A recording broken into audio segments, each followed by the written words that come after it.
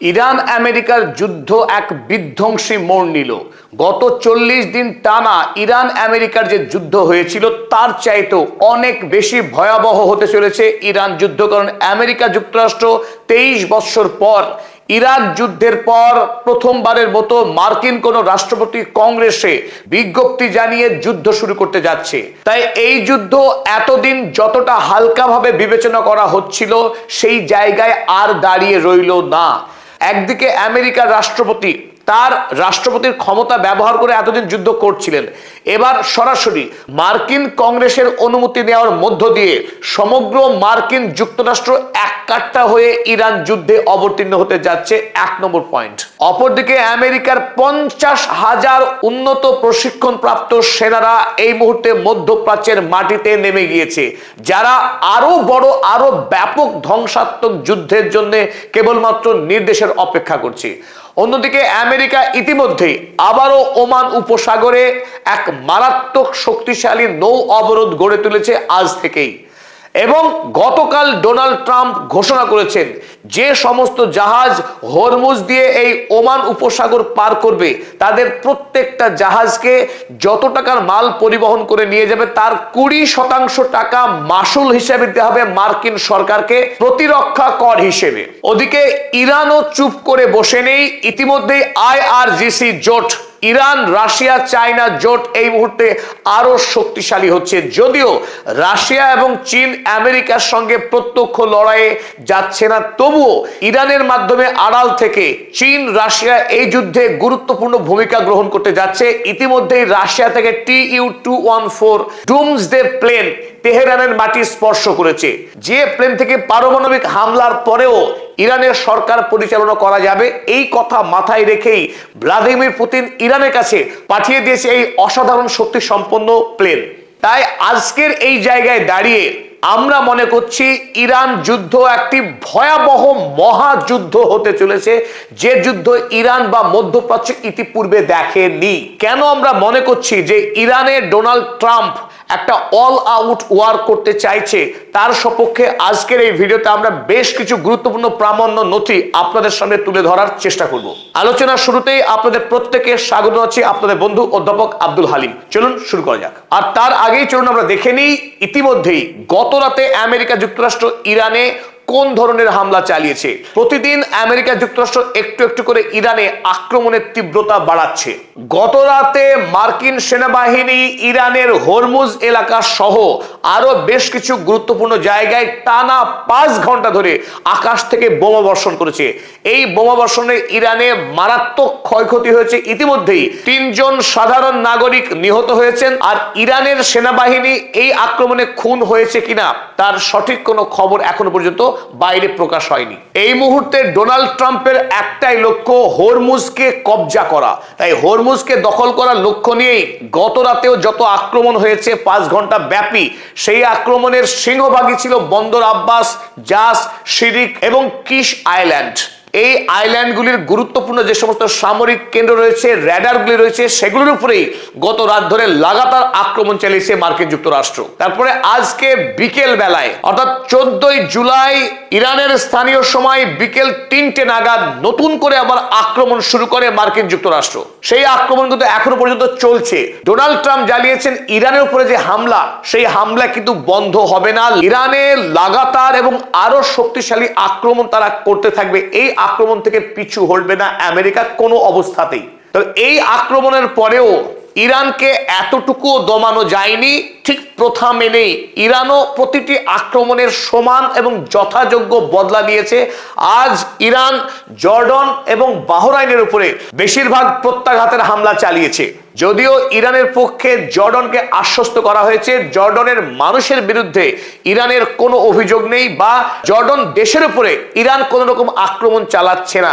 আক্রমণ করা হচ্ছে কেবল বাছাই করে মার্কিন সেনা ঘাঁটির উপরেই। গতকাল ইরান হরমুজে আরব আমিরাতের 2টি সুপার ট্যাঙ্কার উপরে আক্রমণ চালিয়েছিল ড্রোনের মাধ্যমে। আর সেই আক্রমণে দুর্ভাগ্যজনকভাবে ভারতীয় একজন নাবিক খুন হয়েছেন এবং আরো 8 জন আহত হয়েছে বলে খবরে প্রকাশ। IRGC attacked 2 super oil tankers misled by US in Strait of Hormuz। আরব আমিরাতের এই দুটি সুপার ট্যাঙ্কার যখন ওমানের উপকূলবর্তী অঞ্চল ধরে যাওয়ার চেষ্টা করছিল, সেই সময়ে ইরানের IRGC ড্রোন হামলা চালায় এবং তারপরে ব্যাপকভাবে অগ্নিকাণ্ড সৃষ্টি হয়। এবং বাহরাইনে আজ ইরান যে প্রত্যাঘাত চালিয়েছে তার মধ্যে গুরুত্বপূর্ণ সাফল্য এই, আপনারা ছবিতে দেখছেন, এটি বলে সিরাম সিস্টেম। এই সিরাম সিস্টেমের উপরে আক্রমণ করে তাকে বিকল করে দেওয়া হয়েছে বলে দাবি করেছে ইরান।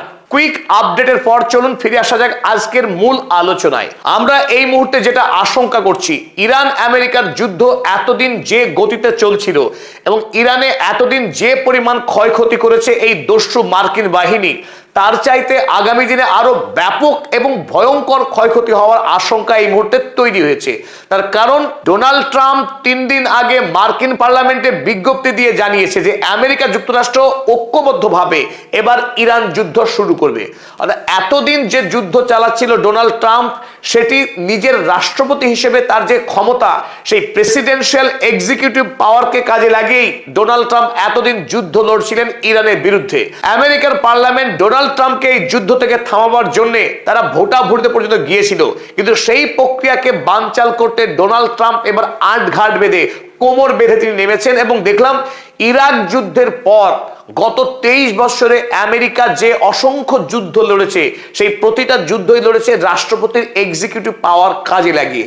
এমনকি লিবিয়াতে মুয়াম্মার গাদ্দাফিকে খুন করা এবং গোটা লিবিয়া রাষ্ট্রকে ধ্বংস করার কাজ পর্যন্ত রাষ্ট্রপতি নিজে করেছিলেন। পার্লামেন্টে বিজ্ঞপ্তি দিয়ে সরকারিভাবে ইরান যুদ্ধ শুরু করতে যাচ্ছে মহাবিক্রমের সাথে। আর এই ঘটনার পর থেকেই অনুমান করা যায় আমেরিকা যেহেতু বিশ্বের একটি সুপার পাওয়ার রাষ্ট্র মিলিটারির দিক থেকে, তার কাছে বিপুল পরিমাণ সামরিক শক্তি মজুত রয়েছে। তাই আমেরিকা যদি তার গোটা রাষ্ট্র শক্তিকে কাজে লাগিয়ে ইরান যুদ্ধ শুরু করে, সেখানে পরমাণু অস্ত্র ব্যবহার করার প্রয়োজন নেই। পরমাণু অস্ত্র ছাড়াও এই ইরানের উপরে মারাত্মক ক্ষয়ক্ষতি চালাতে পারে এই সুপার পাওয়ার আমেরিকা যুক্তরাষ্ট্র, তাতে কোনো সন্দেহ নেই। কিন্তু একথা নিশ্চিত যে ইরানও তার যোগ্য জবাব দেবে এবং ইরান সেই সমস্ত হামলাকে প্রতিরোধ করার চেষ্টা করবে। এবং ইরানের যে সামরিক পরিকাঠামো 31টি প্রভিন্সে বিভক্ত করে তার পাহাড়ি ভূপ্রকৃতি এবং পাহাড়ের তলায় তার যে ব্যাপক অস্ত্র ভান্ডার মজুত রয়েছে, সেই পরিকাঠামো দিয়ে ইরানও দীর্ঘদিন ধরে আমেরিকার বিরুদ্ধে যুদ্ধ চালাবে এবং এই যুদ্ধে ইরানকে পরাস্ত করা আমেরিকার পক্ষে সক্ষম হবে না, একথা যদিও নিশ্চিত। কিন্তু সাধারণ মানুষের ঘর বাড়ির, স্কুল, হাসপাতাল পরিকাঠামো যে অবস্থা সিরিয়া বা লেবাননে হয়েছে, ইরান শক্তিশালী দেশ হওয়া সত্ত্বেও আগামী দিনে যে ব্যাপক ক্ষয়ক্ষতি হবে সেই আশঙ্কা কিন্তু এখন ঘনীভূত হচ্ছে।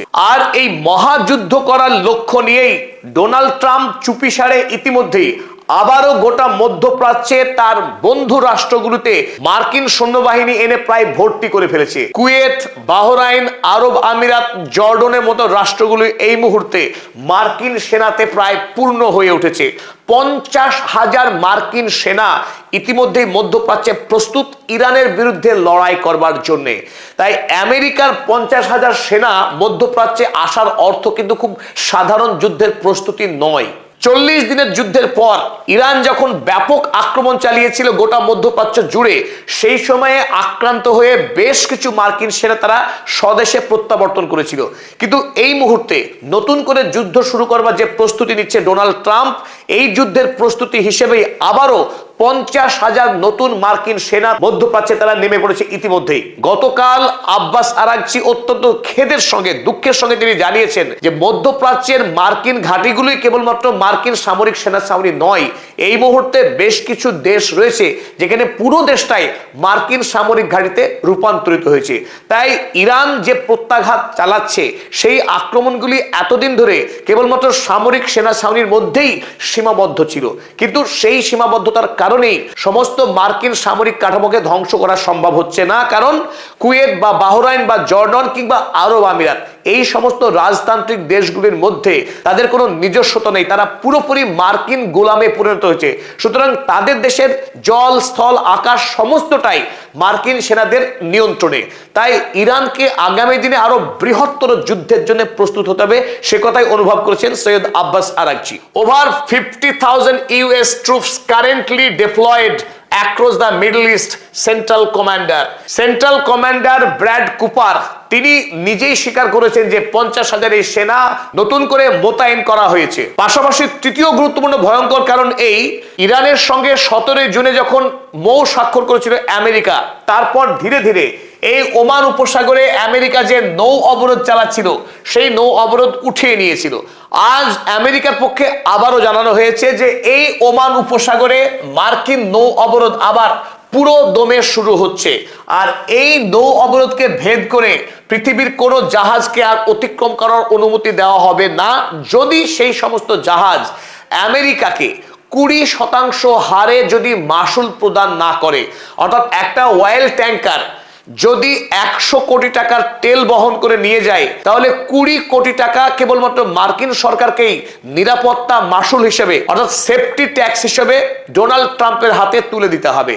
একদিকে ইরানের এই অবরোধকে অতিক্রম করে যদি কোনো জাহাজ এই ওমান উপসাগরে আসতে পারে, তাহলে তাদেরকে 20% হারে ট্যাক্স দিতে হবে। পৃথিবীকে এখান থেকেই বুঝতে হবে ইরান না আমেরিকা আসল শত্রু কে বিশ্বের জন্য। ইরান যখন মাত্র 1.25% হারে নিরাপত্তা শুল্ক চালু করার দাবি করেছিল, সেখানে ডোনাল্ড ট্রাম্প এক লাফে 20% হারে নিরাপত্তা শুল্ক দাবি করছে।